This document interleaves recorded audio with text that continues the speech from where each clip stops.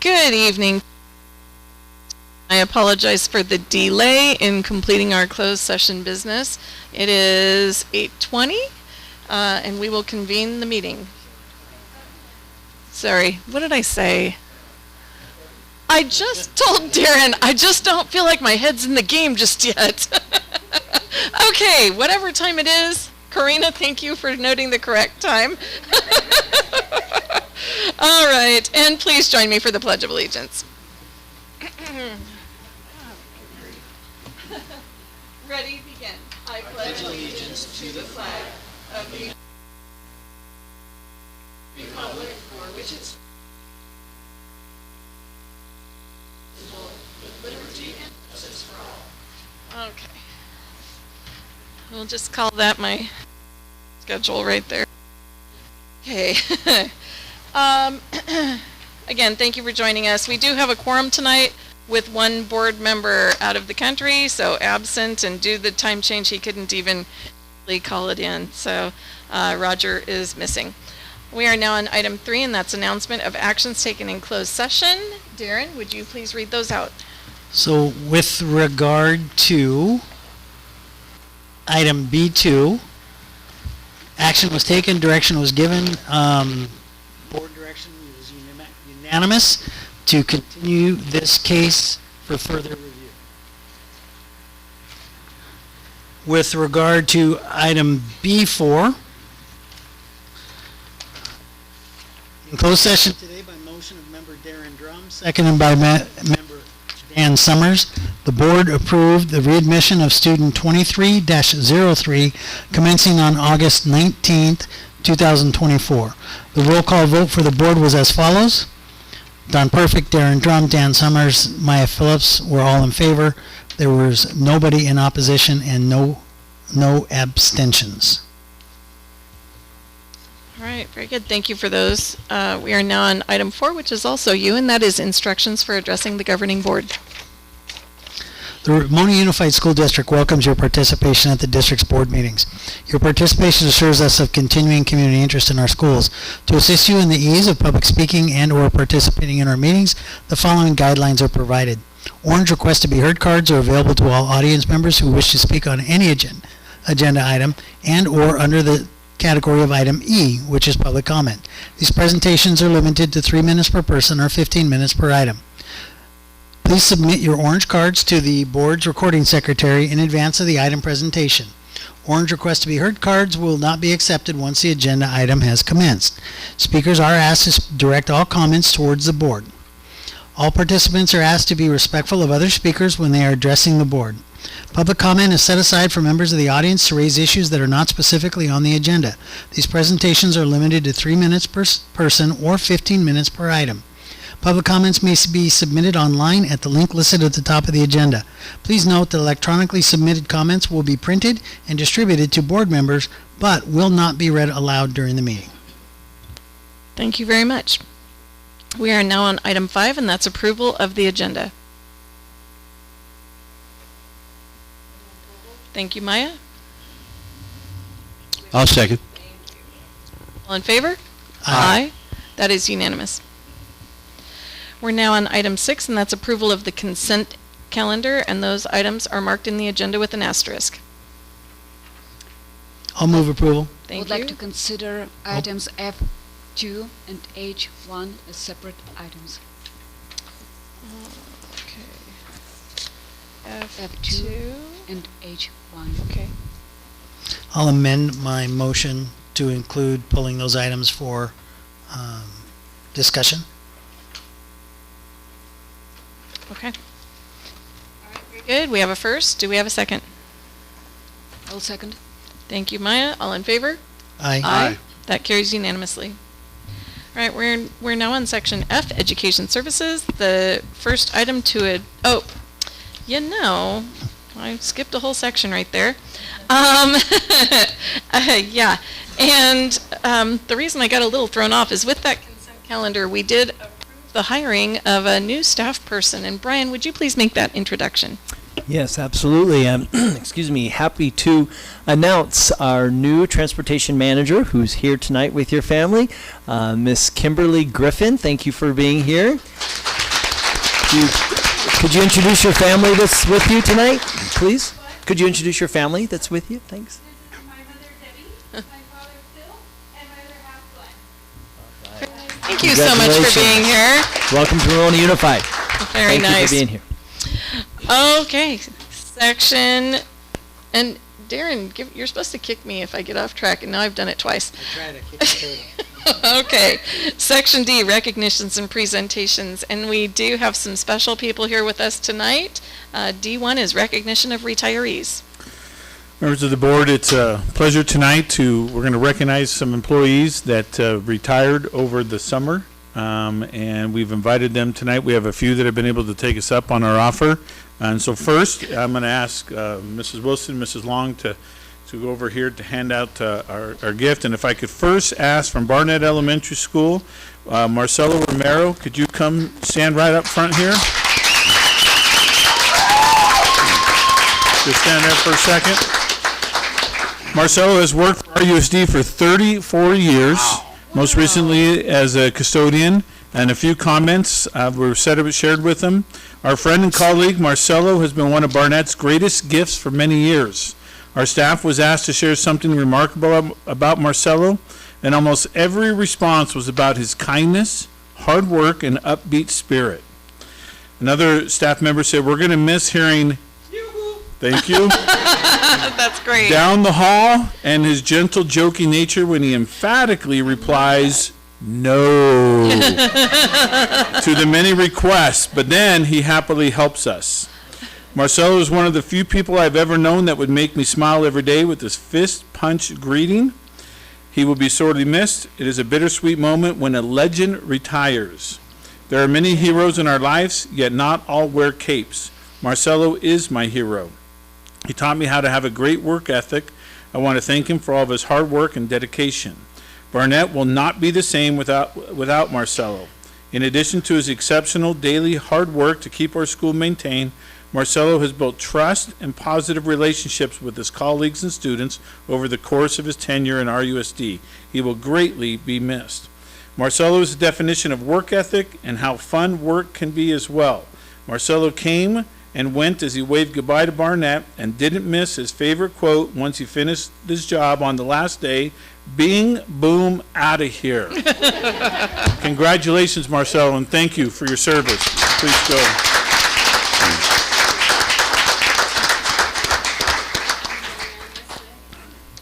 Lovely. Congratulations, wonderful. Thank you for what you've done. Congratulations, my friend. Other classified, yep.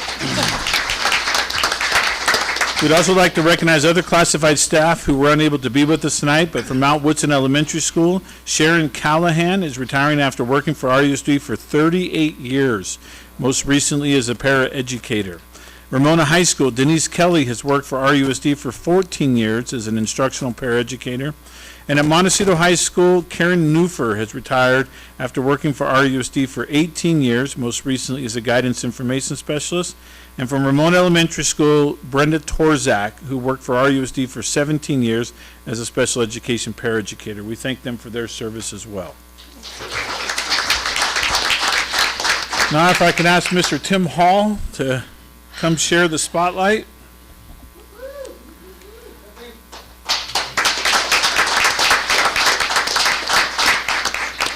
Mr. Hall has worked at Ramona High School for 14 years as a teacher, a digital photography teacher. A few comments about Tim. Tim was our digital photo teacher in one of our CTE pathways. He also did several editions of our RHS yearbook. You would often see Tim at various activities and sporting events taking pictures. Tim joined the Navy around 1983 as a photographer's mate and went to boot camp here in San Diego and photographer's mate school at NAS Pensacola. He was then assigned to the USS Constellation and deployed to the Indian Ocean. His next tour was at Navy Public Affairs at the Pentagon. He got out after that because his brother had a serious car accident. He worked for various newspapers in the area before taking the job at RHS. He will be missed. I will also just add, I was part of that hiring of Mr. Hall at Ramona High School, and the amount of pictures and memories that you've captured by being present and being engaged has allowed those wonderful memories to carry on.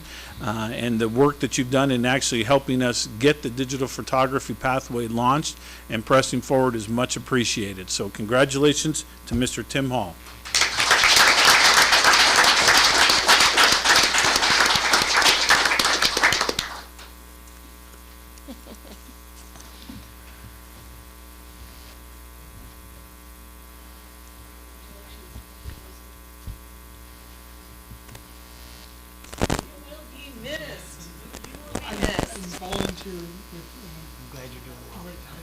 Great, thank you for that. Thank you.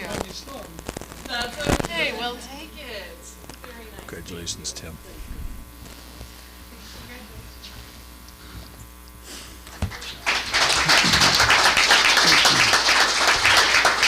And next up, if we could ask Kelly Lamberth to come forward and share the spotlight.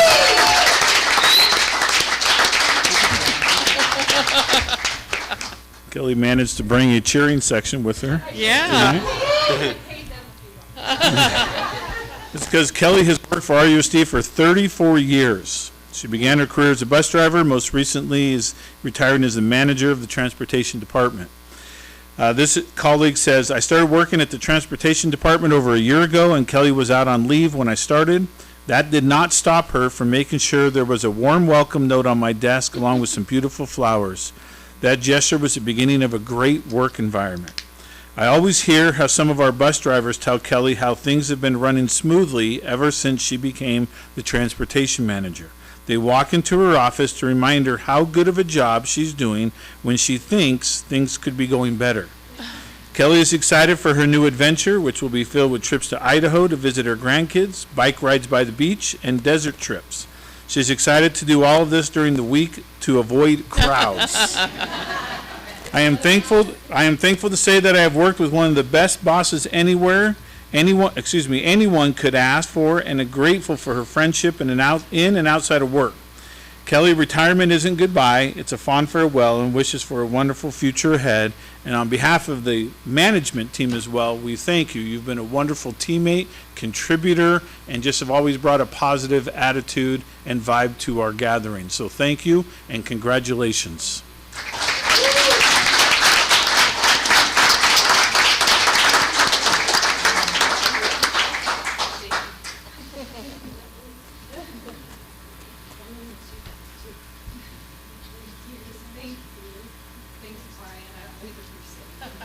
Well, and weekday desert trips are the best. Congratulations. Yeah, right? I wish you the best. You earned it.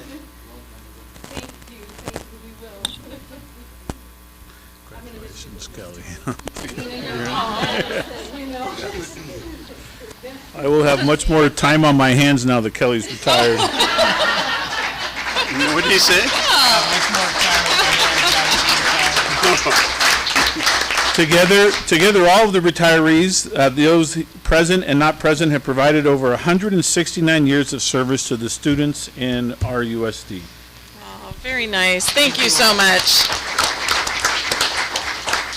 For those that may not have been able to hear, when Tim came forward, I said, oh, you will be missed. And it sounds like we're not losing you. You're going to come back and volunteer. So thank you so much for that. Wow, that's commendable. Thank you. Right. Let's see. Where am I skipping off to now? All right. D2, report from California School Employee Association, Chapter 733. But I see Sunny here. Right. Yeah. For those that don't know, Sunny used to do those reports, but he has retired. Okay. D3, report from Ramona Teachers Association. Okay, no report. Then I'll move on to Section E, public comment. And I do believe we have a card. We do. Before we move there, just correct me if I'm wrong, but did we do C7, the approval of the minutes? My agenda says that was consent. Oh, it is. That's consent. Yeah. Okay, thank you. But you're not wrong to stop me on that stuff. Okay. All right, so E, public comment, and I do believe we have a speaker slip. We have one speaker slip. It's Lisa White. Lisa, you'll have 3 minutes, and I will be your timekeeper.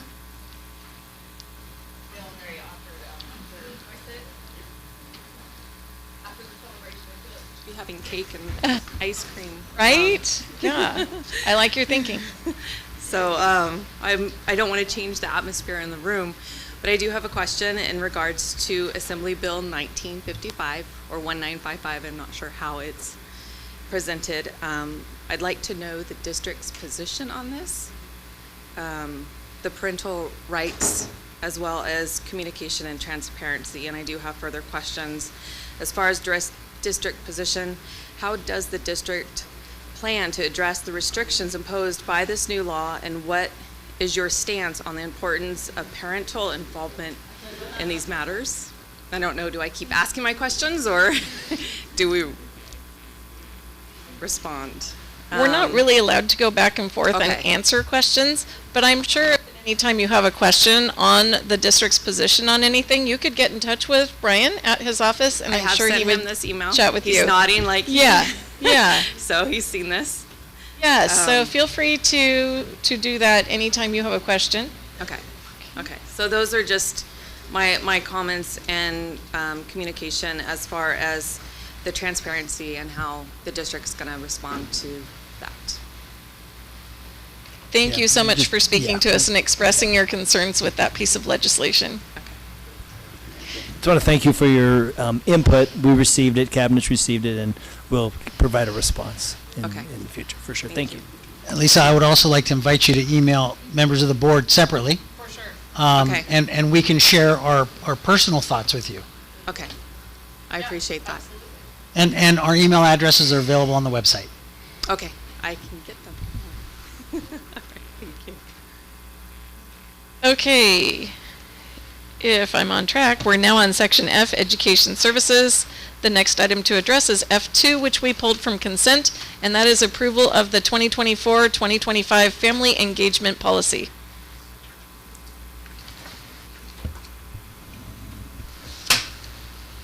I was looking at this policy. It seemed to me like a lot of things written and spelled in this policy would apply generally to any student population, not necessarily to only Title I. And I was wondering, for the sake of efficiency and to eliminate redundancy, the policy could be crafted just to reflect specifically things that are related only to Title I families. That's number one.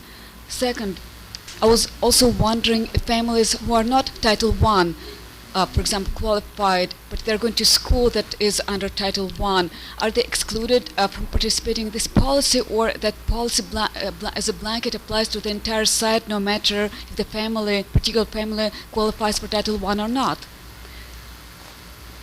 So I wonder if we exclude non-Title I families from that, yeah. Two things, I had questions. Okay. Also, and the last thing I noticed that compacts, so policy is one thing, and there are compacts with for specific school sites. For some reason, they are for the year 324 for the past year, although the policy is for the year 24-25. And also, one of the signatures of authorized officials says SSCC, SS chairperson. We're just wondering what that was. Myra, is your microphone on? My microphone was on, yes. Okay, good. Yeah, some of the mics are a little soft Okay. tonight. Could you hear me? Well, I was able to hear you. Okay. So can we go in order of the Yes. things that you brought up, working first, our way I through the brought document? up if we could condense the policy just to reflect things that are directly related to Title I, because everything else is probably in other policies somewhere already. There are present. certain things that the receipt of Title I funds require that the engagement policy and the compacts to include.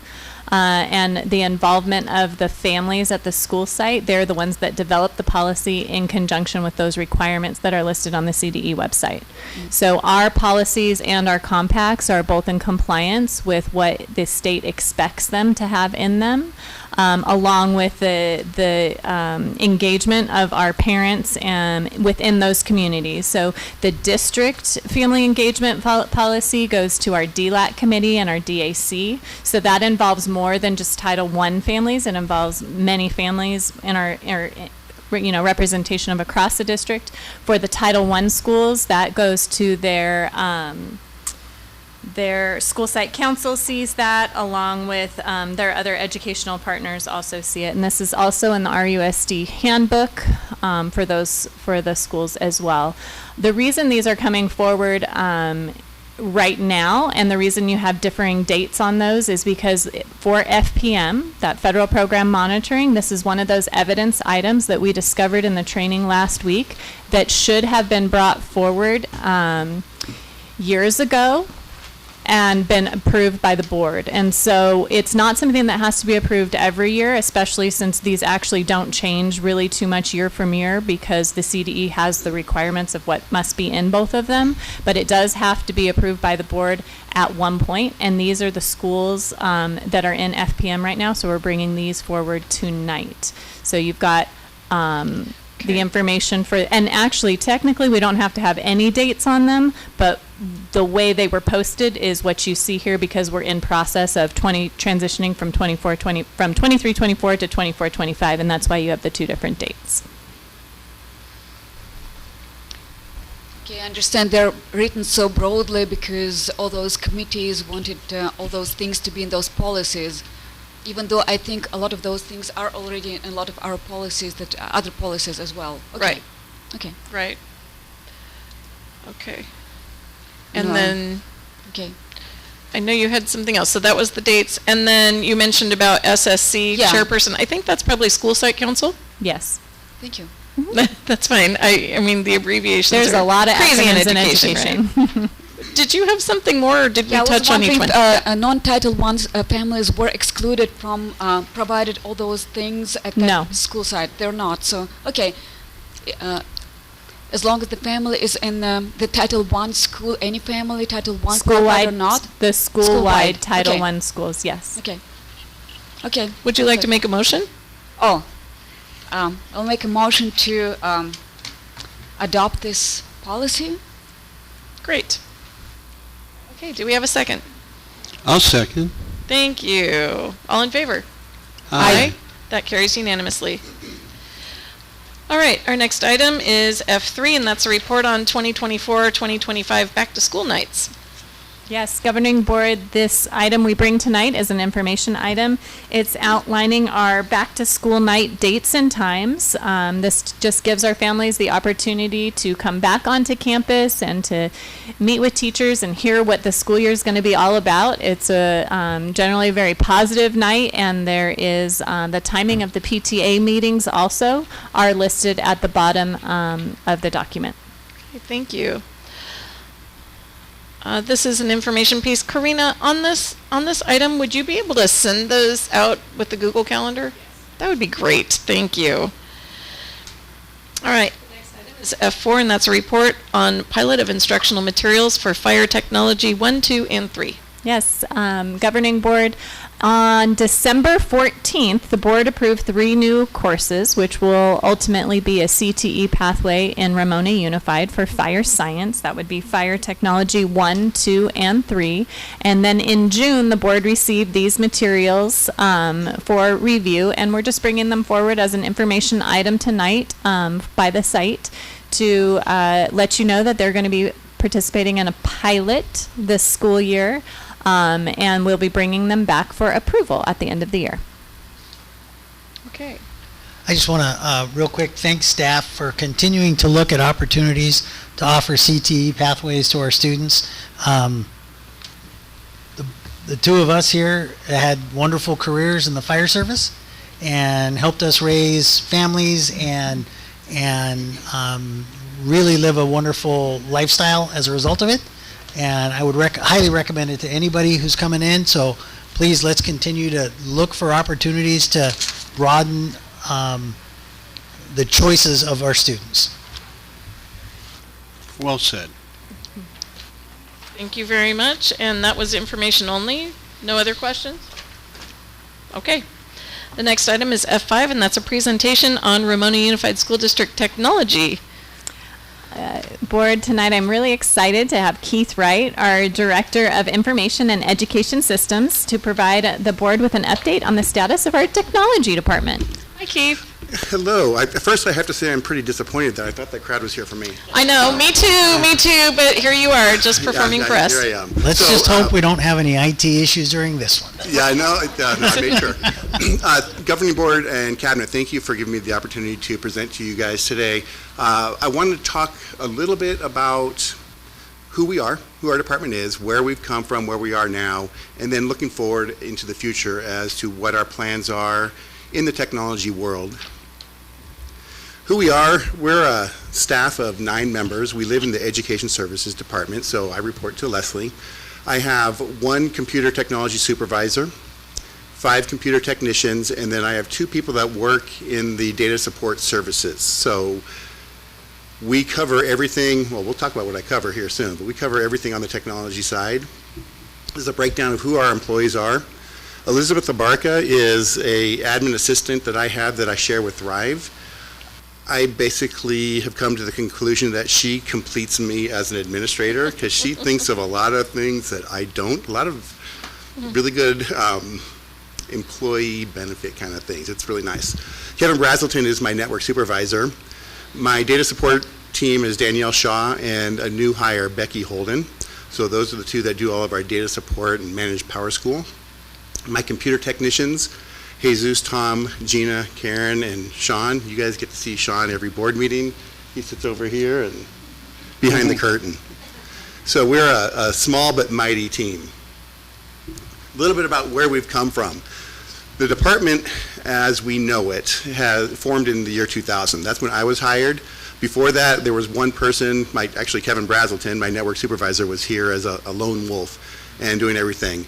At that point, the board approved the addition of my position and 2 computer techs. That first year, we supported approximately 500 staff. We weren't supporting students at that time. We were really working on computers, getting email. We didn't have email at that time. We didn't have all the classrooms wired. We were coming in from scratch. So we supported 500 staff. This is a little bit dated. I actually did this when Brian started, so the numbers are similar but close, but now we support 800 staff and 5,200 students. We also help support parents on the online registration and back-to-school registration as well, so that's a pretty big increase in who we're supporting. The number of tech tickets that we do in a year, we started that first year with 1,300 tech tickets, and in 2022 it was 4,100.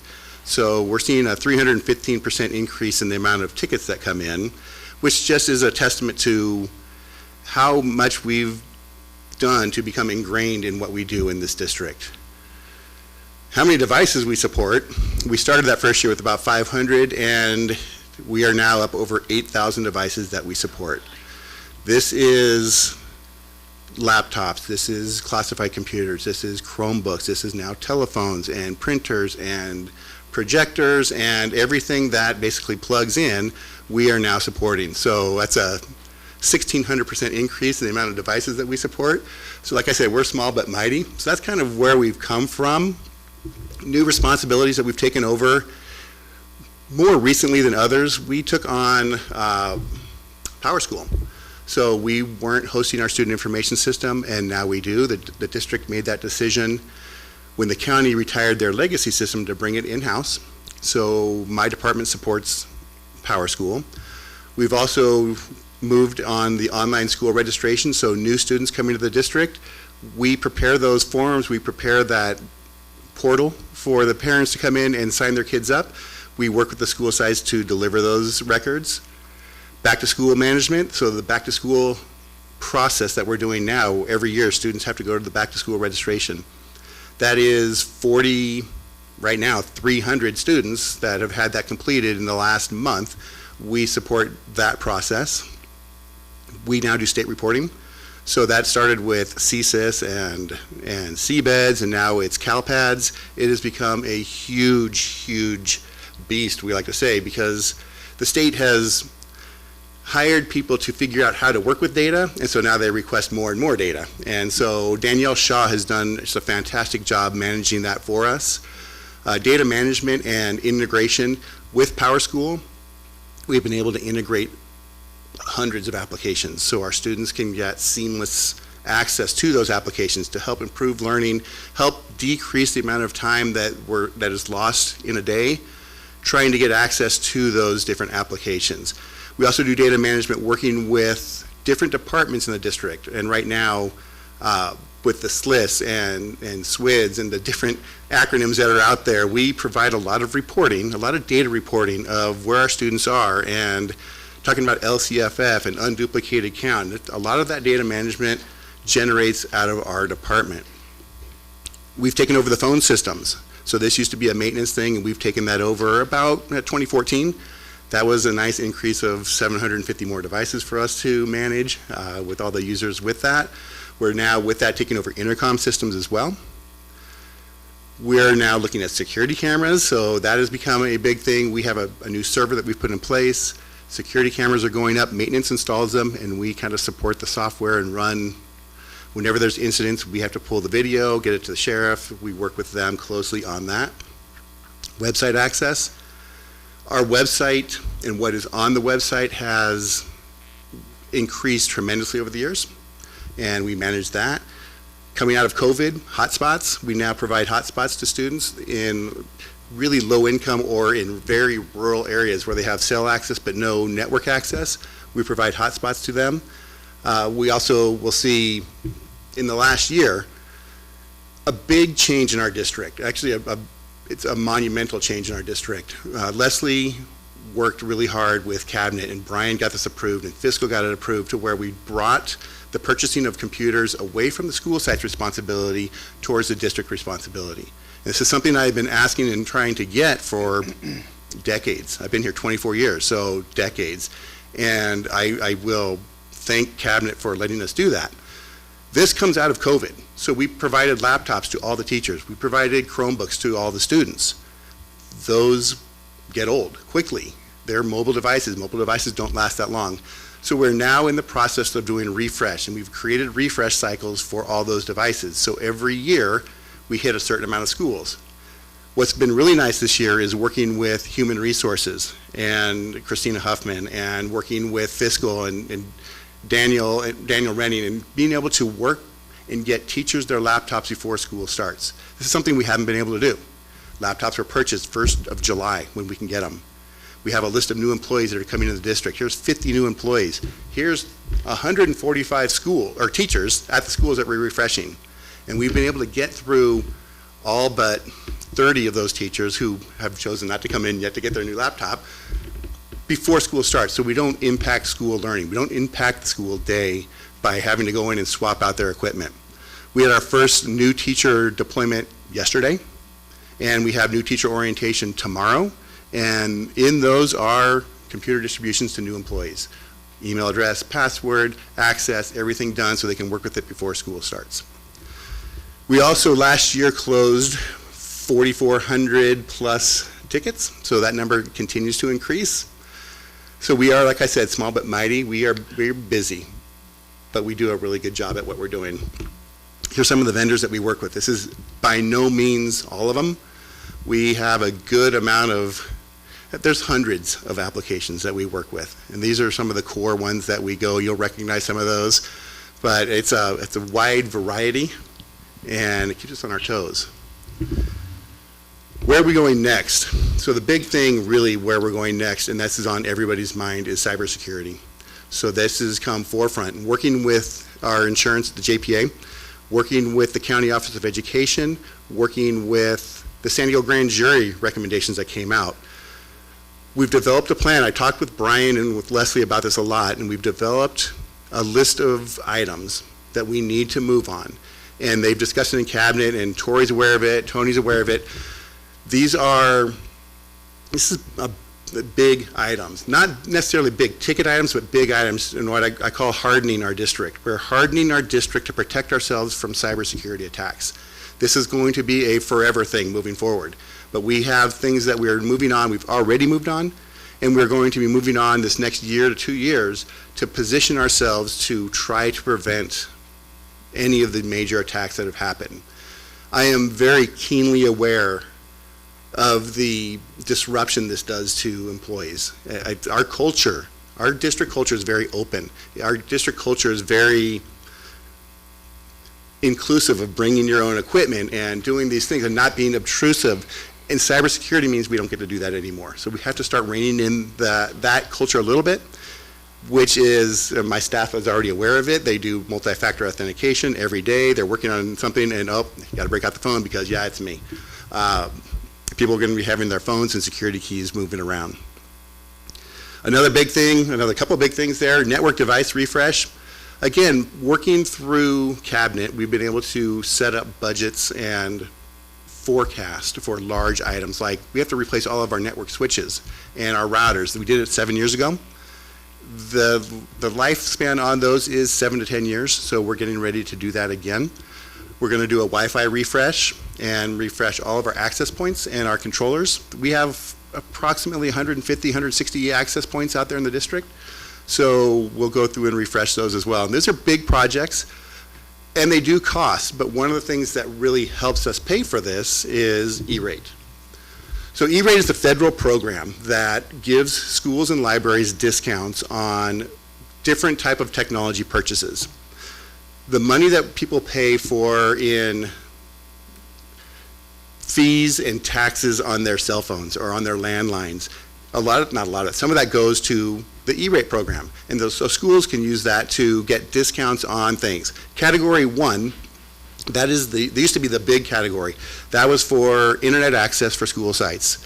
That was used to be for websites and phone service. So they've pared that back. So now that's really primarily just internet access. So our contract with Cox for our data outside of the network is category 1. Category 2 items are internal. So those are going to be things, again, allowing students to connect to the internet. Switches, routers, firewall for protection, access points, and different things come into category 2. It also lets us do rewiring of schools if that's needed. Coming soon, next year we will see hotspots added to that. So we have already applied for that, and we're going to see a pilot program on cybersecurity. So there's going to be cybersecurity needs that are going to be able to be covered for districts. We've applied for the pilot as well, so we'll see if we get approved for that. But how do we benefit from E-rate? The numbers that we get on that annual income survey, so part of the back-to-school registration and new school registration is an annual income survey. Those numbers are used. We ask that question, how much is your family income and how many people live in your household? And that is for LCFF, and that is for the free and reduced lunch numbers, because that's a federal item and not a state item.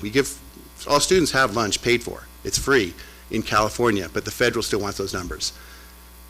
Because we've done such a good job on that annual income survey, our numbers have actually gone up, and we get an 80% discount on those items that are E-rate. So we pay 20 cents on the dollar for these projects that we have. Last year, we purchased some more access points, and we had our internet service. We saved over $80,000. This year, we're actually getting ready to kick off a project to wire the old part of Olive Pierce. That school was built without networking, and it's been put together through the years, and so we're actually having it professionally done. That project itself, it's a large project. We're paying 20% of that. So that's really where the nice thing is. Category 2 gives us $1.67 a student. That's what it was last time, and it refreshes every 5 years. They're getting ready to refresh next year, so we'll get about $800,000 of discounts that we will be able to apply for. So the network equipment refresh and the hotspots, and really I want to look to rewire Barnett, which never was done professionally, rewire James Dukes, which wasn't done professionally. So we can really use that money to get more bang for our buck, which is really nice. Finishing up, to talk about my department, and I positioned our department to be like umpires in the past. An umpire in a game isn't really seen if they're doing a good job. You don't notice the umpire, you don't see them, they do their job, they manage the game and move things along. And that has served us well, but this year I've changed our focus a little bit, and I really want to provide more of a Disney experience. I want our department to provide excellent customer service. I want to provide a experience that is memorable in the fact that we step forward and we're very responsive, we're very caring to our customers, and we're very much there when we need to be there. So I've tasked my staff with, let's be Disney, let's give the Disney moment. And I've also tasked them with being the best department in this district. That's what we strive for every day. I tell my employees, we are the best, we want to be the best, and we don't always hit that. We don't always hit that mark, but we try every day to be the best possible department that we can be to provide that best service that we can. That's what I've got. Does anybody have any questions? Wow, that's great, Keith. Thank you. Who wants to go first? Maya, I see you forward. Had a question that I have had for a while. I remember in April there was an internet outage that also took down the phone lines, and I was wondering ever since, how are the phones connected to internet? Because I was under impression that phone lines wiring is Cat 3. It's different type of wiring than internet, Cat 5. So in 2014, when we took over the phone system, we used voice over IP. So we use our data network for our phones. And originally, that was part of it. We saved a lot of money when we did that, and it does take the phone system. The AT&T phone system is, the old technology is solid, built solid, but it also, they've kind of worked their way away from our department, and so we now do the voice over IP, which is now the current, more modern technology. If the internet goes down, it does affect our phones. And so the Tesla project to put in the Tesla wall or the Tesla generator at the high school is built for one main reason, to keep our data center active. And if our data center is active, then our internet connection remains active, so we can get out to the school sites where we have enough backup power to keep those switches active and going.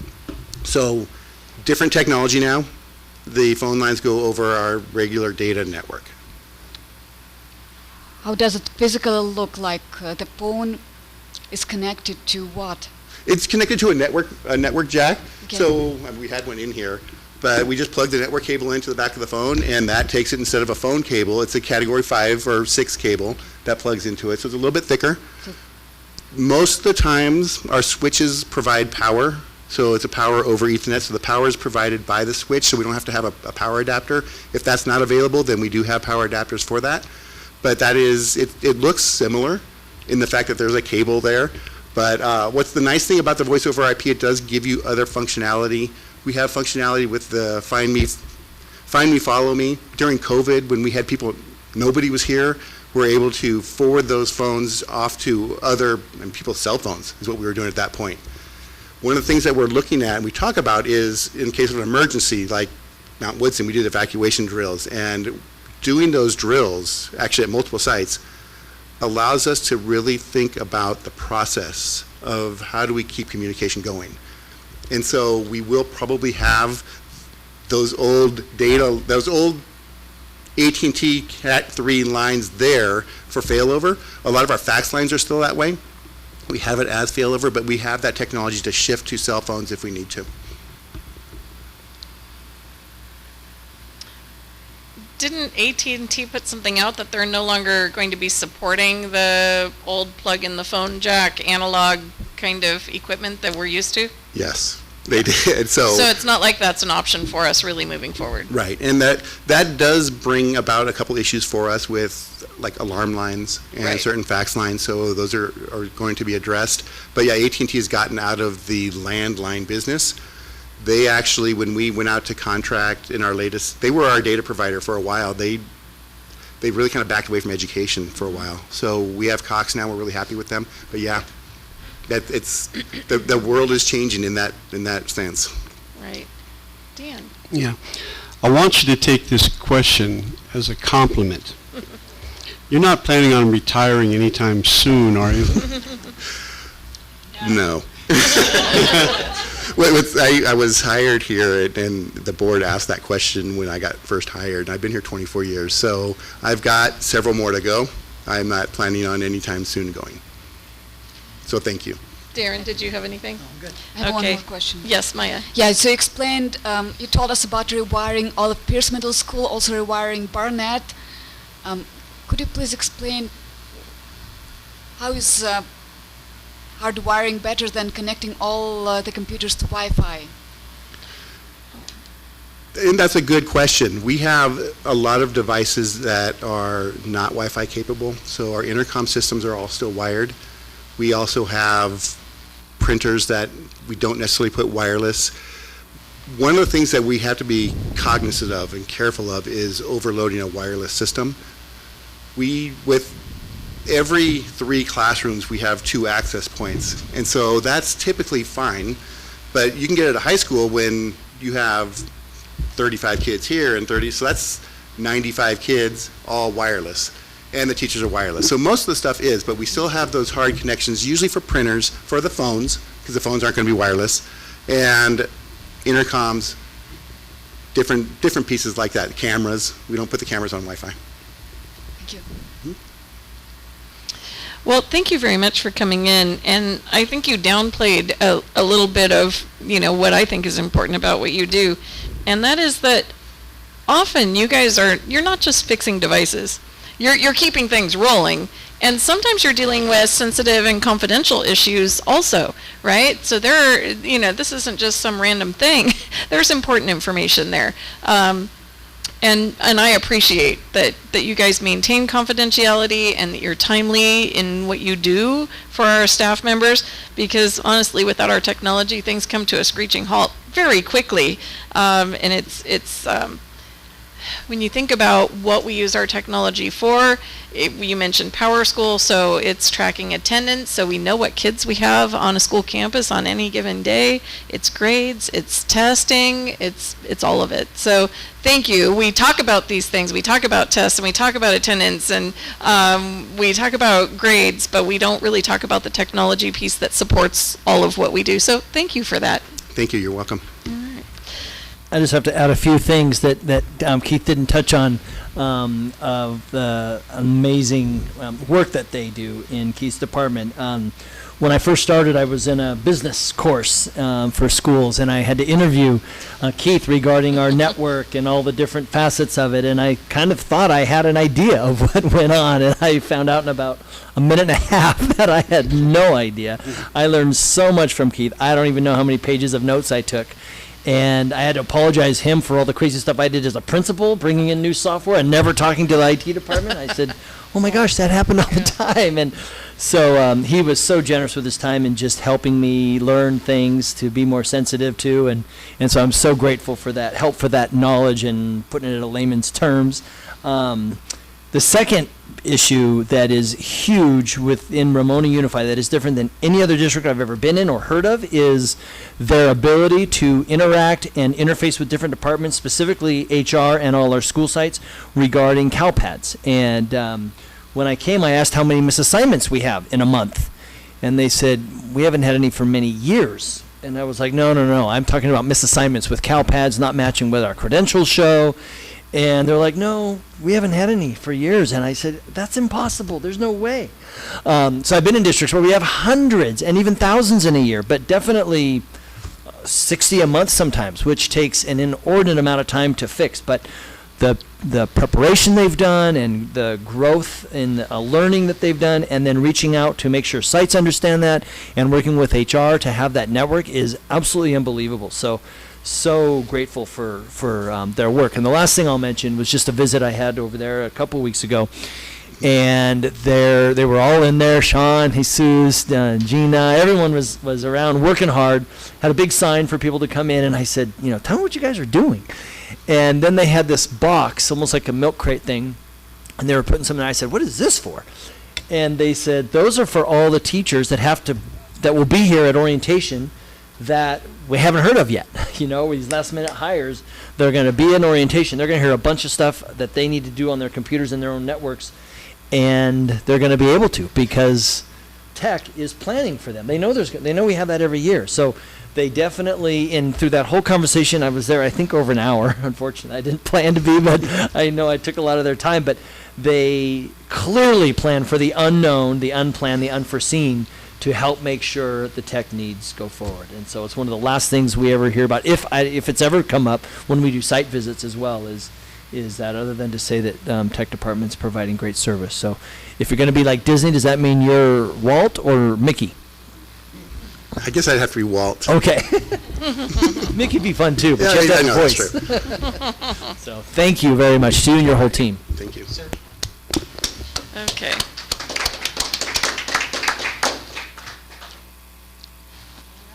Moving down to human resources.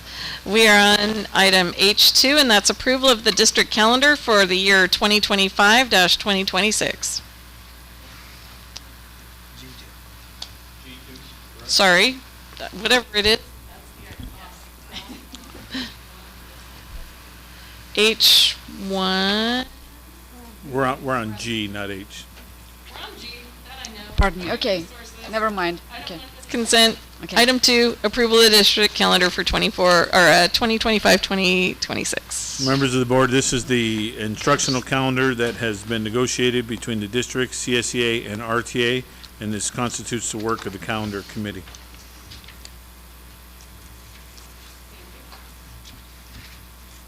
Any questions about this? I'll move approval. Thank you, Darren. I'll second. Thank you, Maya. All in favor? Aye. That is approved. Our next item is G3. That is approval of short-term staff permit for a special education teacher. Members of the board, as you know, we're looking and trying in different ways to hire teachers, and especially in the special education world. This particular teacher was a guest teacher in our district last year that we recruited to then become a special ed teacher. He did a phenomenal job out of James Dukes, and he's not yet finished his credential program. And so on his behalf, we're applying for a short-term staff permit, which would allow him to teach while he's finishing his credential program. Very nice. This is an action item. Move approval. Thank you, Maya. I'll second. Very good. All in favor? Aye. That passes unanimously. Item G4, approval of short-term staff permit for another special ed. Same scenario, although this was a paraeducator at Hanson that we have recruited to move into the teaching profession. So looking from our classified ranks and pulling there, same scenario, applying on her behalf for a short-term staff permit while she finishes her credential program. Action? I'll move to approve. I'll second. All in favor? Aye. Aye. That carries unanimously. All right, item G5, approval of variable term waiver requests for a social worker. Well, the name is different. It's very similar to the short-term staff permits that you just approved. This is for a social worker, and therefore it's actually referred to as a variable term waiver. Same concept. Okay. I'll move approval. I'll second. All in favor? Aye. Aye. That Nay. carries. Nay. Okay. That carries 3-1. Thank you. Item G6, approval on uniform complaint quarterly report, Williams case complaints.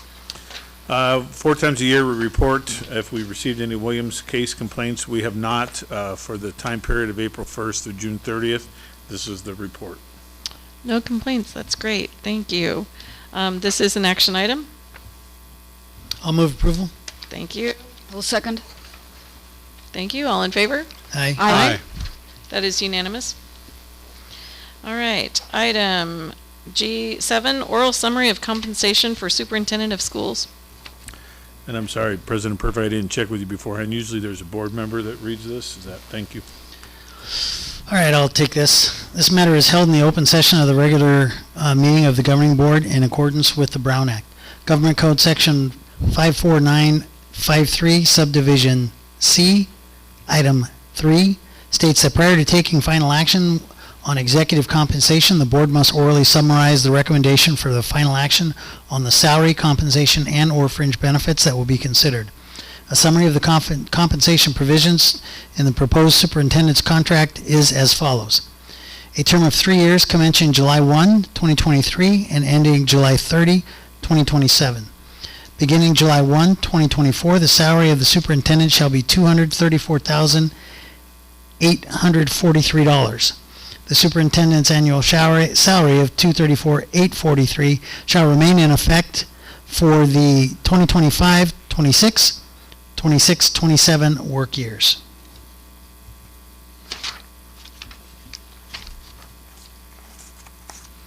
That's all you're required to read out? That's all that's on the paper. So I believe Okay. yes. Very good, thank you. So that was our item that is information. Our next item is related. It is an action item. I'll move approval. Thank you. Do we have a second? I'll second. Okay, any discussion? I'm thinking that even though it does not increase salary in the subsequent years, still beginning of July 2024, this is an increase comparing from before. And just generally, I don't think it's fiscally prudent to increase expenses at the time when we're facing budget cuts. Okay, thank you. Anyone else? Seeing none, I'll call it. All in favor? Aye. Nay. That passes 3-1. And I do have a readout item on this now that we've concluded the business. And Brian, if it's okay, I'll read this publicly. The board drafted a letter after conducting Brian's performance review. The letter reads, Dr. Thurman, thank you for all you are doing for the Ramona Unified School District. The board has met and conducted their annual superintendent evaluation and has the following remarks to share. You have demonstrated your sensitivity and respect for staff and students and created opportunities for all to grow. Your positivity breeds innovation and helps people be self-powered. The positive and compassionate way you handle district issues is appreciated.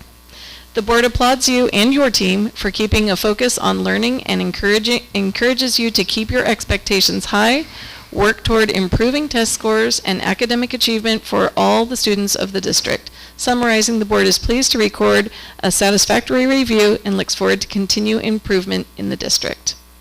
So thank you. And thank you very much. We're happy to be working with you. For those who aren't familiar, the only staff person that the board actually supervises is our superintendent. So we don't do performance reviews for anyone other than Brian, and it was a pleasure to do yours this year.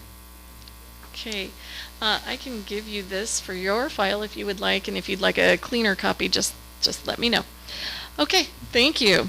All right, moving through to Section H, Administrative Services, and I believe H1, which is approval of contracted services, was pulled from consent for action. Just wondering if we could maybe pull some contracts, as I saw them as maybe expenses we can avoid again because we're facing budget cuts, and I'm looking everywhere where we can cut maybe expenses that we don't really need. For example, I was looking at the first two of those A memberships. Do we really need those memberships? For example, it's all coming out of general fund.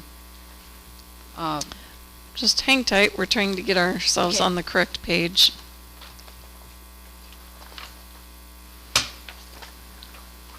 Did you find it?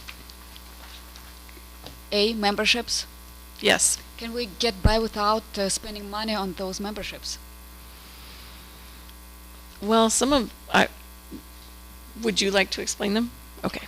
Yeah, I know that Mrs. Long can explain some of the benefits that the district receives that ultimately are helping our financials. Yes, thank you, Brian. Members of the board, these memberships help with a lot of the professional development that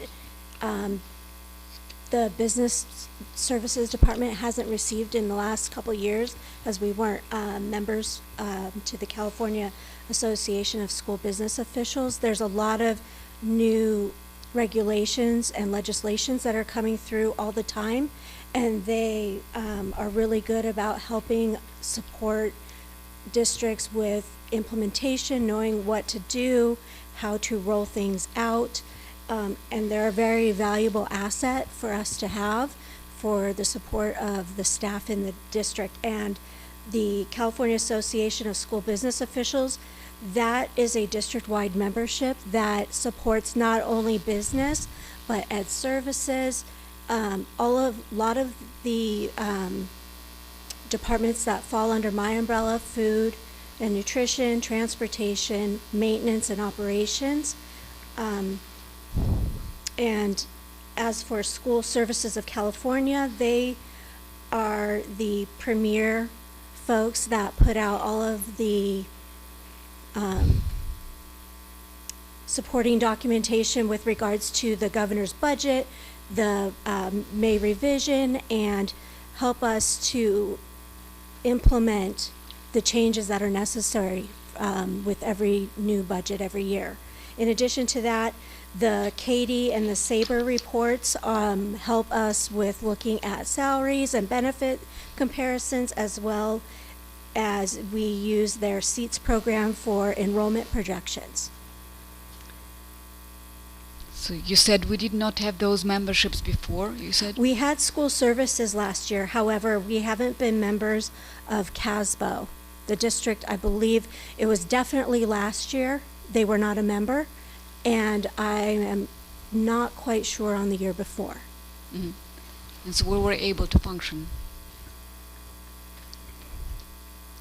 I can't speak to that. I mean, yes, things function, but I can't speak to how well or whether or not that was a disadvantage to the district not being part of it. I definitely see it as an advantage, and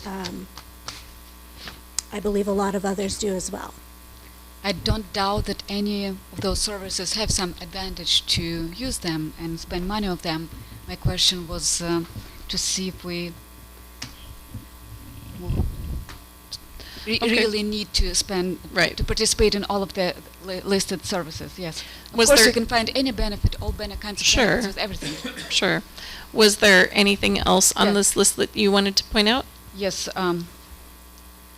All those document tracking services and Wolpert Strategic Consulting, that's under business services. If I could speak to document tracking services in particular, this is an absolutely vital contract.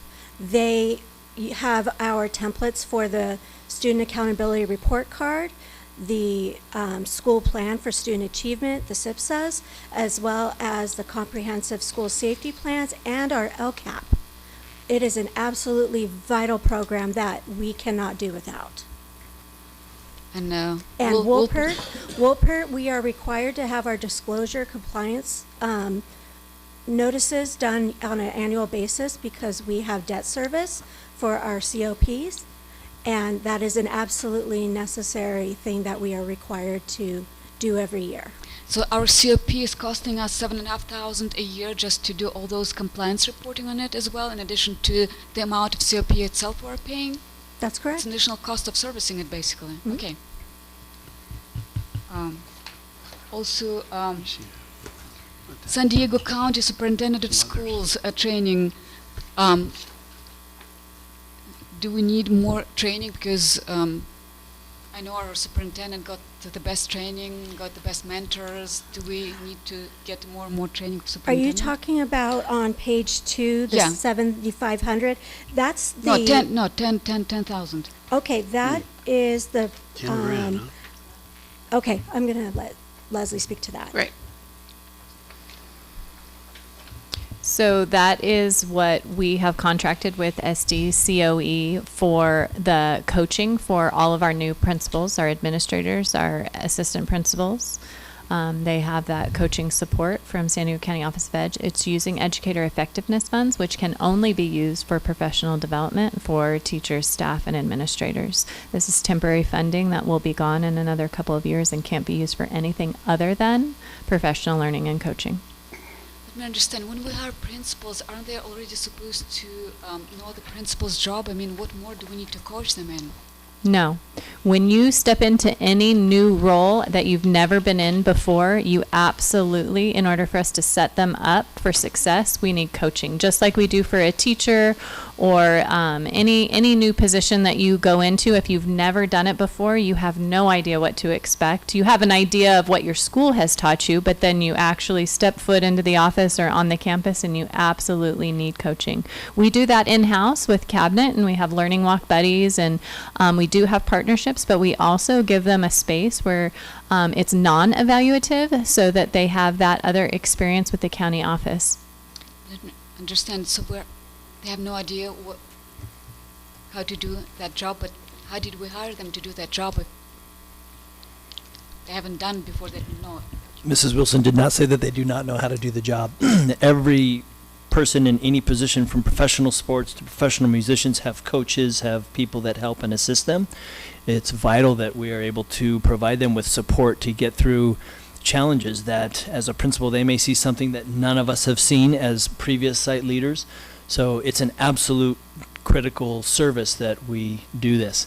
And just kind of an FYI, Cabinet every Wednesday and sometimes multiple other times throughout the week review our budget and the upcoming cuts that need to be made in light of all of these services. And we would not put it on here if it wasn't, from our own recommendation, a vital need for the district. So the questions are great. I'm just wanting to make sure the board understands that these have all been looked at very precisely by Cabinet, and it would not be on here if it was a luxury or something that wasn't an absolute need. Just two more things. Legal services, Best and Krieger. What kind of business services? So if it's legal services, why does it say business services in the description of LLP? Best and Krieger supports business services and admin services. They provide legal advice on our public records requests and other services that we utilize them for. And that's why it says business services under it, because they tend to work with my department. And So that's a not to exceed, right?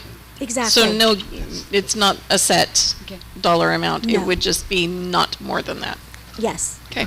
And the last one, Target River, which is Just Capital Campaign Communications Outreach Support. So it's for, what is it for? Yeah, I can speak to that. This is to help us with strategic communication to members of the community in avenues that we are not able to communicate through social media and other ways that we're not able to provide. And that's So it's their not related specialty. to bond campaign. It's a trust capital campaign regarding information about the district. Do we need it? Okay. It's a recommendation from Okay. staff.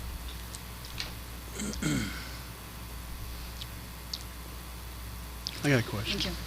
Sure. Dan. On the San Diego County Superintendent of Public Schools, that person has a salary, yes?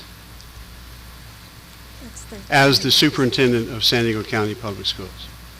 And in addition to that salary, we pay him another $10,000? No, I think will you go back so I can Is that Office of Ed that It's we just pay? it's just the San Diego County Office of Education. It's not actually the superintendent of schools who's doing it. It's the San Diego County Office of Education who we're Okay. contracting through, and we're paying for one coach to develop 5 administrators over the course of the entire school year. Okay, it does say superintendent. Yes, So- but our actual, it's not the actual superintendent of schools. It's He doesn't get the money. He doesn't get the doesn't money. get- Yes. That's what I wanted to know. He or she does not get the money. It goes into the fund of learning and leadership, the learning and leadership department, and then helps fund probably helps fund the salary of that coach who is working with our And administrators. they provide the service of coaching and. Correct. Okay, Yes. thank you. Yes.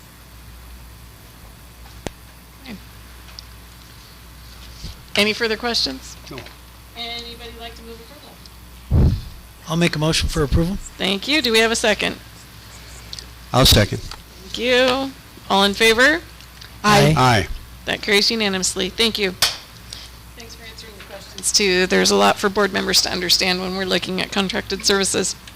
All right, item H4 is approval of resolution number 2024-2025-01, acknowledging Proposition 51 Bond Authority insufficiency on August 8th, 2024. Okay. Thank you. Good evening, board members.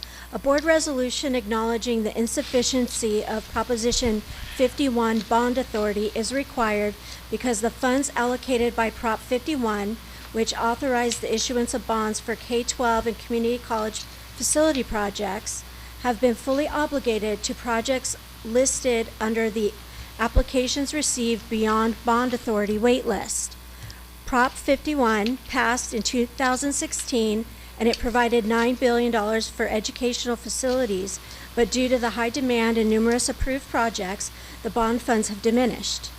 Approving of this resolution is necessary for the district to apply for reimbursement on past projects for which we have not yet sought funding, as well as for any new projects we may submit in the future. The district recommends that the board approve Resolution 2024-2025-01.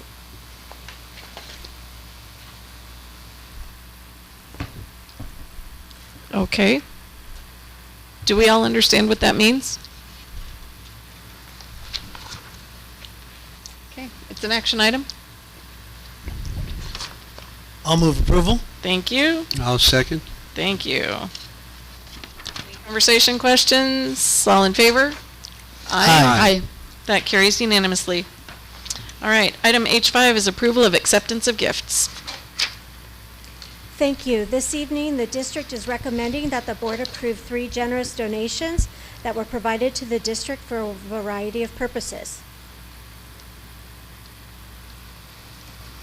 Very nice. This is action. I'll approve. Thank you. I'll second. All in favor? Aye. That passes unanimously. Thank you. All right, moving to section I, District Operations. Our first item to address is I1, first reading of recommended changes to board policy number 6115 regarding ceremonies and observances. Good evening, board members. Tonight we bring forward 2 board policies. The first is 6115. The last time this board policy was reviewed and adopted was in October of 2004. This board policy includes the recommendations of the California School Board Association, and this has been reviewed by myself and cabinet. There aren't actually major changes to this board policy, just the a little bit of the wordsmithing up at the top, and then the additional section about the language regarding holidays specified in Education Code 37220 has been added. The recommendation is for the board to approve as is, but this is a first reading. Thank you. That's ceremonies observances, correct? Okay. Correct. So I have changed to propose the very first paragraph that's been added in bold, and it says informed responsible citizenship. Then it becomes vague in a democratic society. So in the democratic society wasn't in the text before, but we have to be specific to our particular country. So I propose to change responsible citizenship of, or in the American Republic. Because we're not talking about some abstract society, we're talking about our society, citizenship, American Republic. Okay. Is that the only proposed change?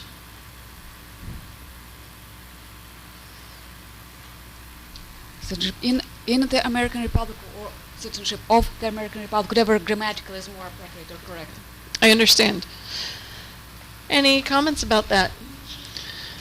Well, I guess I don't have an issue with us teaching students to be informed, responsible citizens in any democratic society.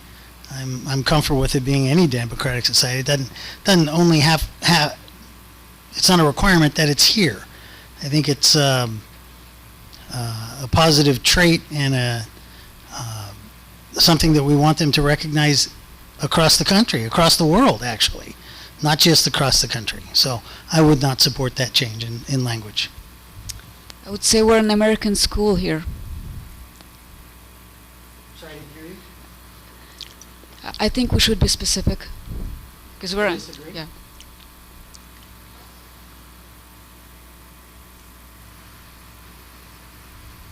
Okay. Anybody else want to weigh in on that? Dan?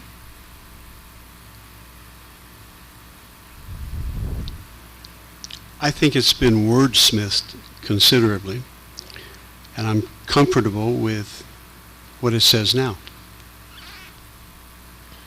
Okay. Were there any other areas where you would suggest any changes, Maya? I did not see anything else. Okay, thank you. Anyone else have anything they'd like to see changed? Are we prepared to take action tonight, or would you like to see this come back another meeting?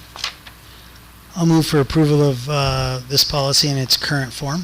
Thank you. Do we have a second? I'll second. Thank you. All in favor? Aye. Aye. Nay. Okay, that is 3-1. All right, next is item I2, and that's first reading of recommended changes to Board Policy 5144 regarding discipline. Good evening, Board. The last board policy brought forth tonight is Board Policy 5144 on discipline. This also was last reviewed in 2004. The major changes to this board policy that you'll see in bold have to do with including positive reinforcement, de-escalation strategies, and the new legislation that now no longer allows for students to be denied recess as a consequence.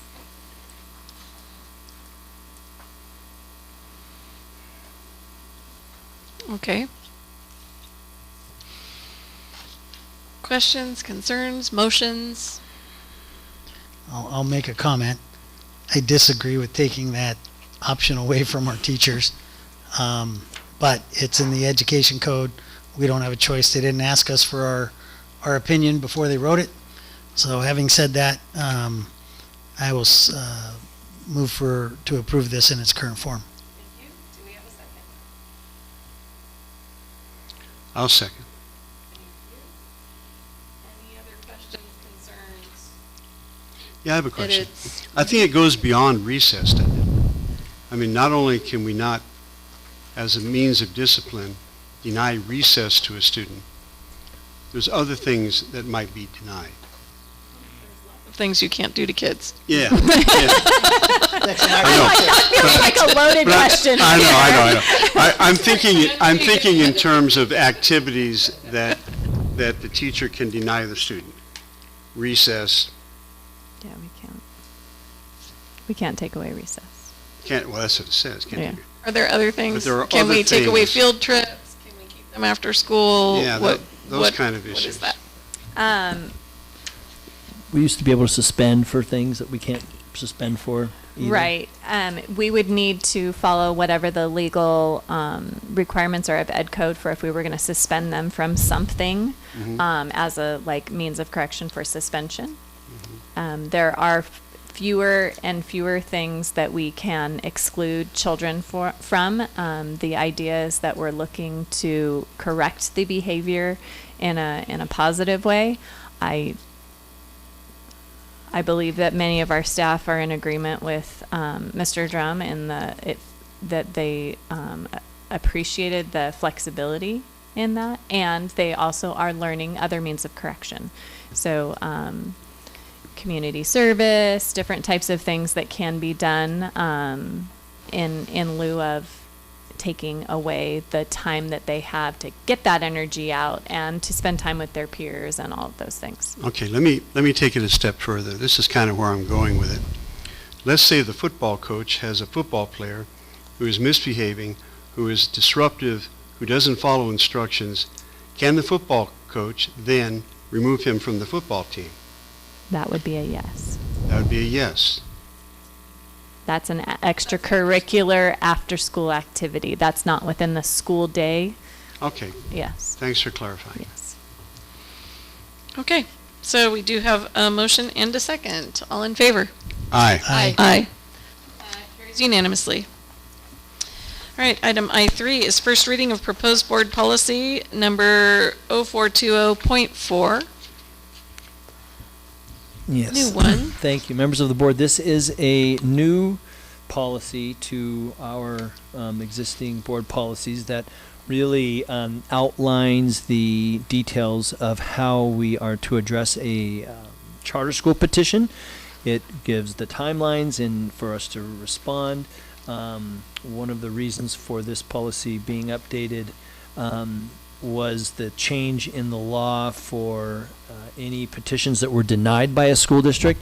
They used to be able to appeal to the county office of education, and that was the final decision. However, now if the county also denies their petition, they have the ability to apply to the state board of education, and they will have the final decision on the petition to have a charter school established in your local district. So that is the main purpose for this update. All of the other details and timelines have not been changed, but the appeal process has been significantly changed over the last several years.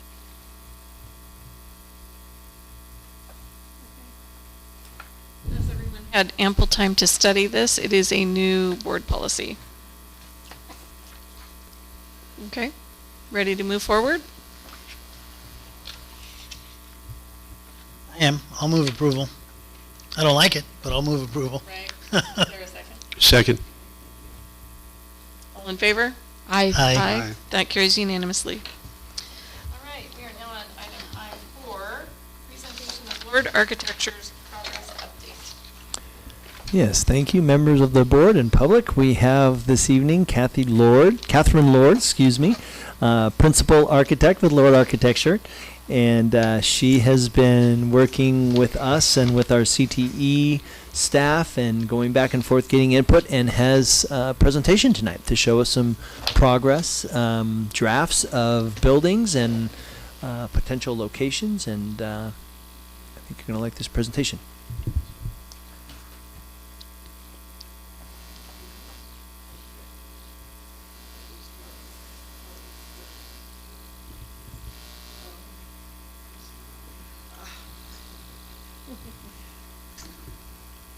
Thank you. Welcome. Yes, it's been a fun-filled month for me and for our team. What I'm going to show you tonight is kind of where we are with what we've talked about in the past, and we've had meetings. Antoinette was here. We've had meetings with that. Had meetings with the board, all the board members. Some via Zoom, but that's okay. And we've gathered information on the CT programs. I was grateful to see that, the fire program has actually started, because, that will affect your total CTE programming and what you would be eligible for as soon as the state bond passes and your bond. So what I've done is we created some boxes on your campus, and these aren't final designs or anything, but they sort of cover the square footage that we talked about in the previous program. And so this image that you're seeing right now is actually the mechanics agri-science program. We're calling it the North Campus. There should be, and this was derived from bubble diagrams, which was requested of us so that you could see the relationships of what's going on. We sort of broke down after discussions, hours of discussions with staff on the kinds of spaces and the kinds of relationships they're required to have. And again, it's just a sample of what kinds of things that you would see. For instance, the big thing with the agri-mechanics program is there is a metal shop. They requested 4 stations, similar to what you have in the automotive program. But welding is one of the big items. Principal, Antoinette, is enamored of the program. She thinks it's a vital program. It's a very cost-effective program because students, at least 50% of the students come out of that CTE program have jobs, and they're very well-paying jobs. And so she's adamant that we keep the program, which is fine with Michael, because he's all over the place trying to do everything for everybody. But then, there's some needs. There's basically new buildings. The buildings out there in the agricultural area, the North Campus, I call it the farm. I can't even find the drawings for those. So I'm gonna have to go back in to your, to see what is available. I don't think it's an actual building that's been approved by the state, which is actually a good thing for you, because that means there's more opportunity for you guys to get funding for this program. There's 2 floors for this program. There's a first floor, which is, as you can see, classrooms, vehicle storage, wood. There's a wood framing lab out there, not the same as the construction industry, and just support spaces. That building goes down electrically every single day. It's actually a big hazard. It's one of our biggest hazards actually on the campus right now. But on the second floor, because they were together, husband and wife, we thought, put the science programs with it, because adjacent to it is the animal science program, hydroponics, the greenhouse, the garden, the animals. So they're clustered together. But one of the bigger connections with the agri-science program is the auto program. Now, currently your auto program is all the way on the other side, as we discussed before. If we can go then to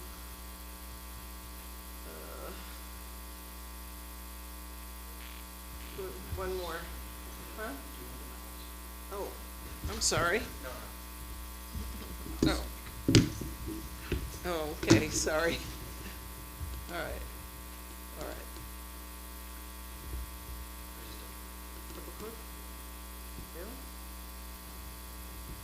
Double click. Technology. Myself.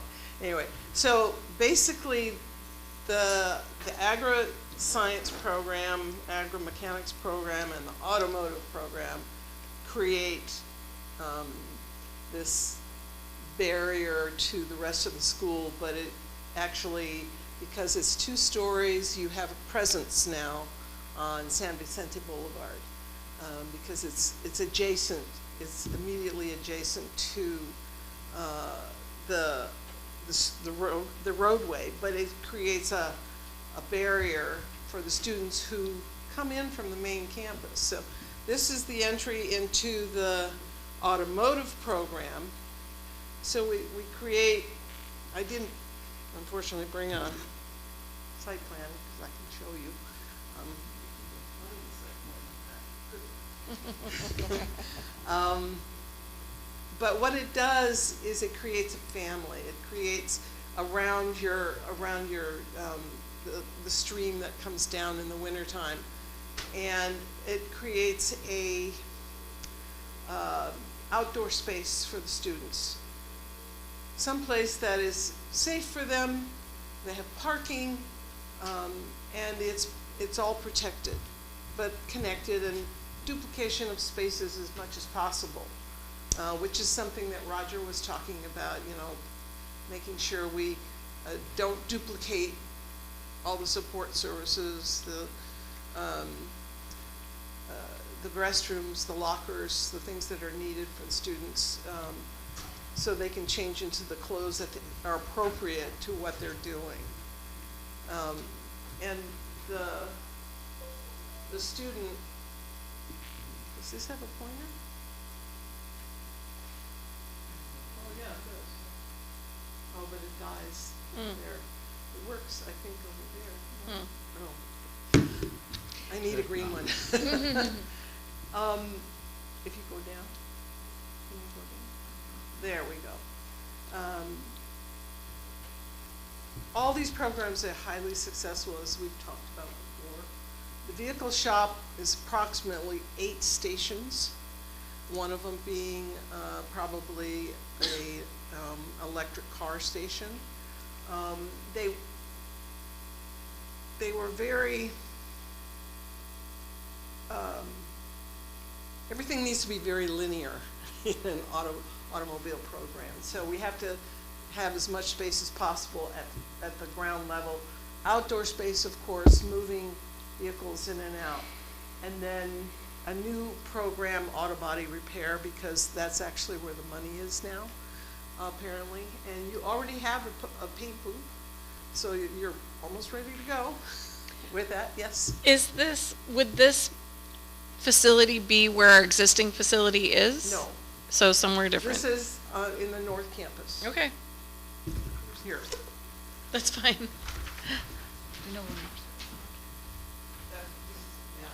Okay, oh, great, thank you. There. I only unfortunately brought one. Nope, that's fine, we'll pass it around. But I'll be Okay. putting all of this together in a booklet Excellent. so that you have all the information, including all the notes and all the bubble diagrams, and see what the relationships are. Okay. But with the auto program, it's extensive first level, but it works very well, melds very well with the agri-mechanics program.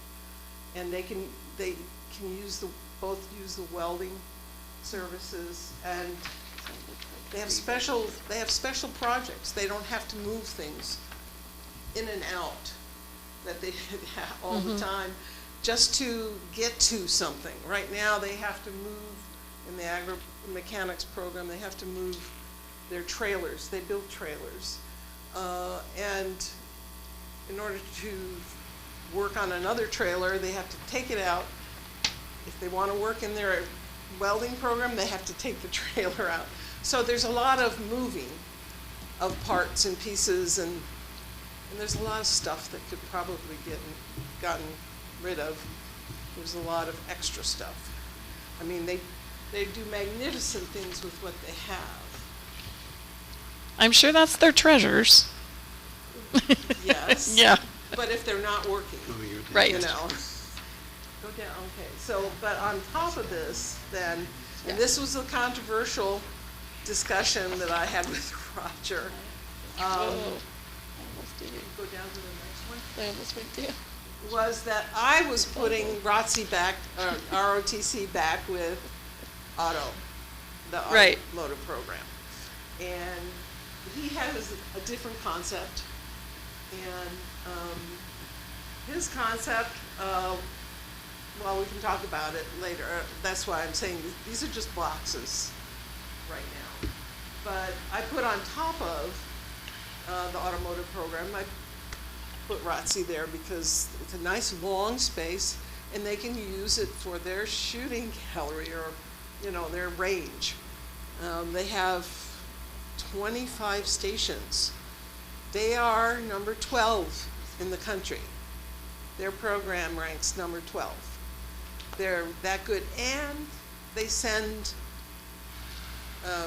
students to Annapolis, West Point, Air Force Academy. I mean, it's amazing. They do very well, and they have a need. And right now they're taking up a lot of space, to be honest with you, in the automotive program. So combining them, I think, on the second floor would help them a lot, but it puts them together. You know, if we move them out of the current program, thank you. If we move them out of the current program where they are, it's over on the left side where it's red. That was one of the things we talked about, replacing the existing relocatables with a new building in that location. So we actually have to build the automotive program first before we replace the relocatables as far as timing. And then. So the ROTC, where would that be? It'd be on top of the auto. Okay, all right. All of these are two-story buildings. Yeah. To maximize the space because of our ferry shrimp to the north. Very sure. We can't go past a certain point. And the colors actually represented the phases. The blue is the first phase, which is the culinary and the engineering and the computer science programs. And then the second phase was the auto program, but you can see how it's integrated together in the corner so that we duplicate services and support services. And then the agri-science adjacent to it, it could be possible that those two could go together, you know, as one building. It could be designed easily as one building, but Okay. maybe not always. So now that I can see the site plan, so phase one is actually on the Blue. campus side of the creek? Yes, yes. Okay, so not across the little bridge where we currently have our agriculture of program. various kinds? Okay, Correct. all right. Correct. But we redo the parking lot so that you have approximately 100 cars parking, and people, then you can use it for the stadium as well. Right. After hours. And the agro-mechanics program does need, and even for the animals, they need to be able to be in there all year long. You know, they have to take care of animals, they have to take care of their plants, and currently there is no power out there at all, so there's no lighting. So it's not a very safe condition for the students who have actual animals on the campus. Right. So at what point are we locked into this layout? You're not When we locked start approving plans? in. Okay. You're not locked in. All right, that's at all. that's fine. No, we just, nobody really gave me any negatives about it Sure. in this area. But, you know, if there's some good discussions and Yeah, I down the road. I think you've put a lot of consideration into this. I am a little concerned when I see this. I haven't seen this before. I don't know if anybody else has, but I know that things like culinary, there's constant restocking of some supplies. Is there an easy access for yeah, a delivery truck? Yeah, can you see the red arrow? I do. There. So Okay, is that there a goes bridge from- across the creek then? Is Yes. that what we're? Yes. Mhm. There would be a bridge across the creek and delivery to the dock with culinary on the first floor. And if we go to the last, not that one, but that one, it says culinary engineering. There you go. One of the big requests was, you know, presentation spaces. Yes. For everybody to use. And the changes that I have here, it looks a little complicated, but this was after Roger's kind of input, and, you know, we can talk about it. But he actually thought that culinary would work well with ROTC. across the corridor. I think that has to be a major discussion, because I think engineering needs lots of space too. But, you know, they can be on the second floor. Anyway, the first floor, the deliveries are direct, knowing that they probably have deliveries every single day. And part of this was also a dining, having a dining as part of the, that's what Oscar talked about, as part of the program, where point of sale students, a lot of students, at least 10 to 20 students are working in the restaurants, local restaurants.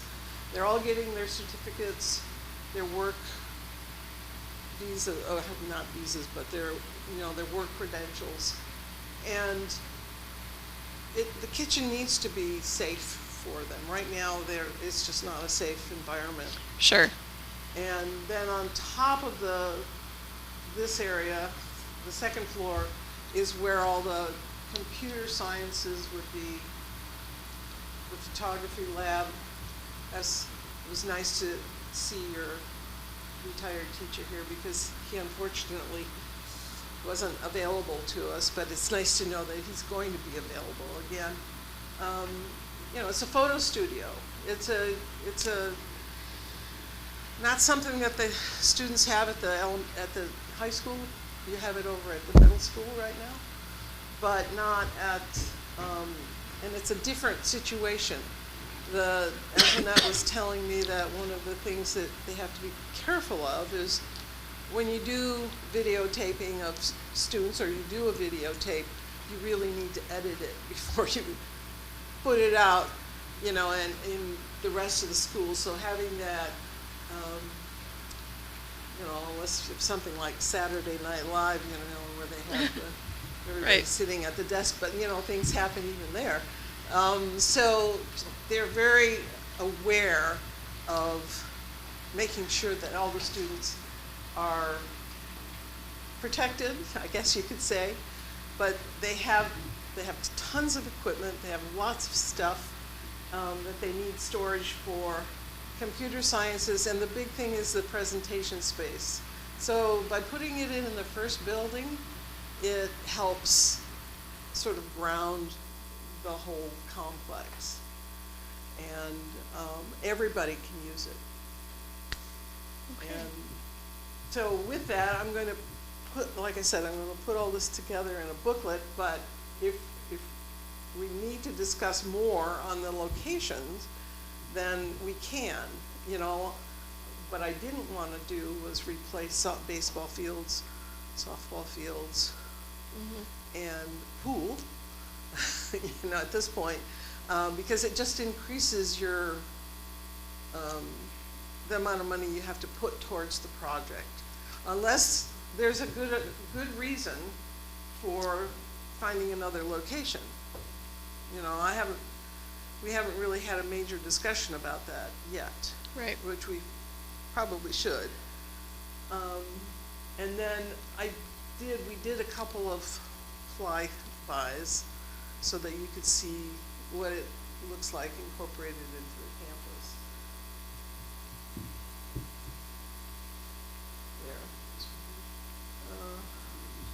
There. No, yeah, that one first. That's good. Yeah.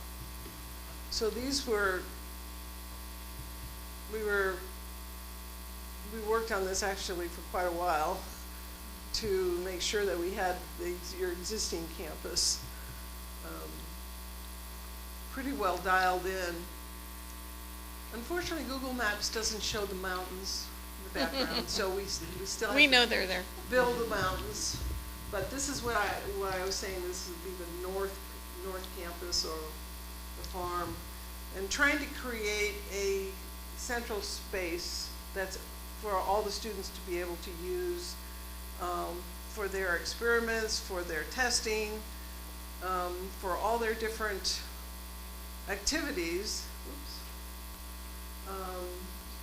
But everything's concentrated. You know, the animals have power and they have heat. Is that what the red Yes, thing is right. closest? Okay. It basically is a Right. roof, but everything is open.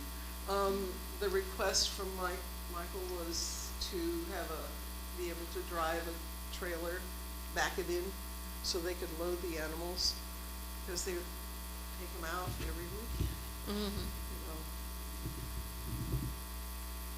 And then the building that you see here in blue, which is new, is where the current automotive program is. That's just a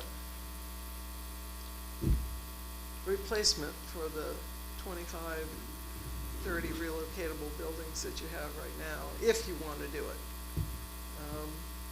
We're doing one right now, if you ever want to tour one, in Escondido. It's 25 classrooms. So the relocatables would be at about The relocate 1 o'clock near center? between, Yeah. okay, if you go from the library, you can go out to the north campus on a diagonal. That's where Yeah, the relocatables are now. right, So we bring them back into the main part of the campus. right. And then rework the streams so that we accommodate waters of the U.S., the Army Corps of Engineers. And I think you'll see a little more probably in that area on the next flyby. That one. She's finished. Yeah. And the tall space, that's the tall space. That's the presentation space, the testing space that could be a main, attraction to that part of the campus that everybody could use, being centralized. It's a little tight, Yep. but I think one of the items we have to do is raise the grade level a little bit, because it does flood in that area.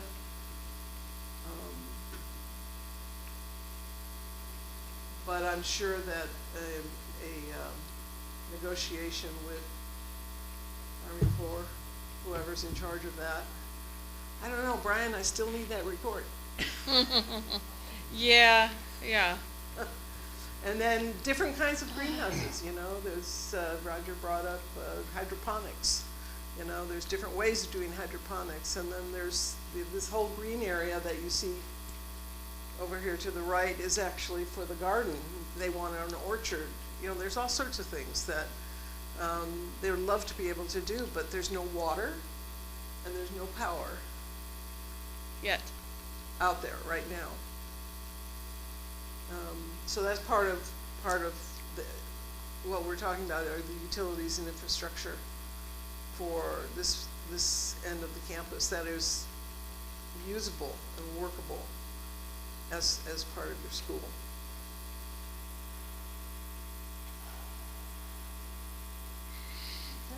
Okay. So that's kind of where we are right now. Thank you. Wow, that's a lot of progress. A lot. Wow. Thank you.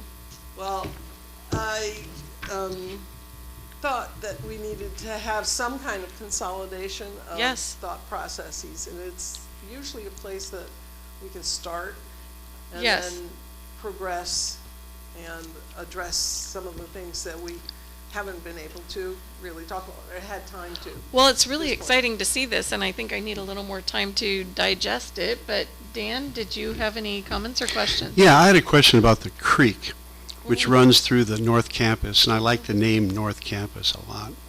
But that creek goes through there, and right now it's just dirt and rock, and it tends to flood. Now, you brought up the Army Corps of Engineer. I'm guessing. You're guessing. Oh, yeah, good guess. I'm just wondering how that Yes. creek is going to be managed in the new North Campus. It looks like you've done some concrete and some, Yeah, I've tried, I think that's why I'm saying the negotiations, channelizing it, raising the grade around it. It actually has some walls around the edges. I don't know how much it floods, to be honest with you.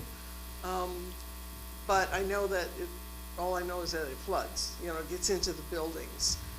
And so we'd have to do some more investigation on what that would require. But the thought was always to raise the Raise the grade elevation, in that yeah. area. Okay. Thank you. Anything? Anything? Okay. Well, so will we have access to tonight's presentation sometime soon? Yeah, you have it. Okay. It's a they're very large files, so I will warn you. Okay. You have Okay. a great IT department, they could. Yeah, probably- we do, as we heard tonight, right. Okay, so we'll be able to spend a little time. All right, well, this was very informative. It's an information item on our agenda, so no action. Thank you for the incredible work that you have put in. I know it's been a lot. I know that I've had some long conversations, and I imagine the other board members have as well, so thank you. Well, I've appreciated everybody's input. Right. I thoroughly enjoy working with Antoinette. She's great. She's a great principal and really supportive. I'm glad to see the Yep. firefighters are actually in there now. But, you know, to get ready, to be honest with you, they're putting $600 million into the CTE program in this bond. So. Okay. You So know, there's we're on a track. challenge right there, you know, get all our CTE stuff together so Right. that we can get it built. Thank you so very much. You're welcome. I appreciate your efforts. Thank you. Okay. That's exciting.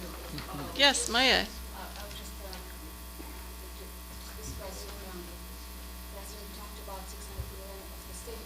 Yeah.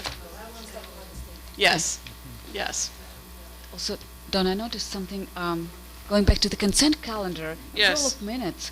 On my page it says of the May 9th regular board meeting. Is that right? No.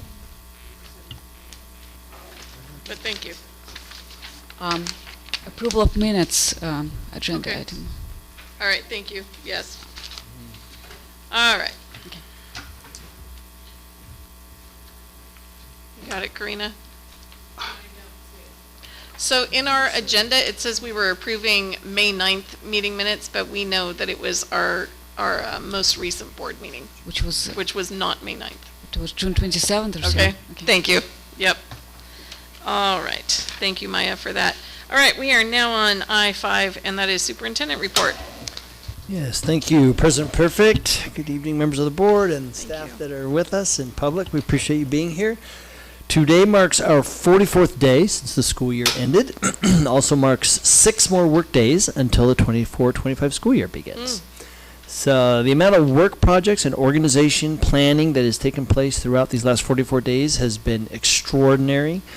District office staff have worked tirelessly trying to get everything done, trying to work in some time off with our families, but also meet all the demands that are coming our way, starting in 6 days specifically. I also have to add that the work our departments are doing, from paper screening and interviews to staffing decisions, organizing and prioritizing work projects, preparing for federal program monitoring visits and analysis, planning meeting agendas, supporting documents and various processes throughout the year.